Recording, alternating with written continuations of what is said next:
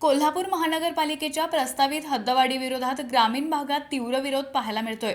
अशातच आज मुंबईमध्ये हद्दवाढी संदर्भात बैठक पार पडत आहे। या बैठकीला मुख्यमंत्र्यांसह महायुतीचे सर्व लोकप्रतिनिधी आणि अधिकारी उपस्थित असणार आहेत। आगामी स्थानिक स्वराज्य संस्थांच्या निवडणुकांच्या आधी हद्दवाढी संदर्भात निर्णय होण्याची शक्यता आहे। मात्र या हद्दवाढीला ग्रामीण भागातून विरोध होत असून हद्दवाढ विरोधी कृती समितीने आज हद्दवाढीमध्ये समाविष्ट असलेल्या प्रस्तावित 20 गावांमध्ये बंदची हाक दिली आहे।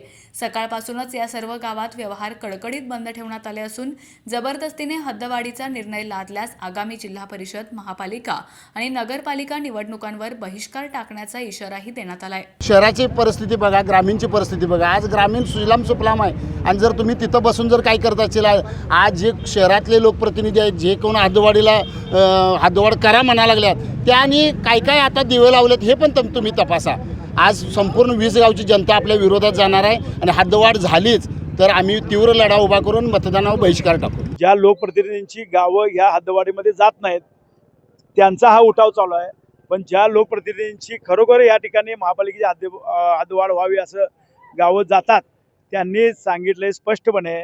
करवीरचे लोकप्रतिनिधी आणि दक्षिणचे लोकप्रतिनिधी सांगितले की महाराष्ट्र जीवन प्राधिकरण जे आहे ते सक्षम करा आणि ते सक्षम करून त्याला शासनामार्फत अनुदान द्या आणि 42 गावं आमची सक्षम करायसाठी त्यांनी प्रयत्न केलेले आहेत। सरकारला आम्हाला एकच विनंती करायची आहे की हद्दवाढ नेमकी तुम्ही कुणासाठी करायला। आज कोल्हापुरातली ठराविक एक 5-50 लोकांसाठी जी कृती समिती स्थापन झाल्या तर त्या कृती समितीसाठी तुम्ही करताय का ह्या जनतेवर अन्याय तुम्ही जनतेला विश्वासात न घेता तुम्ही अन्याय करताय, हद्दवाढ करताय।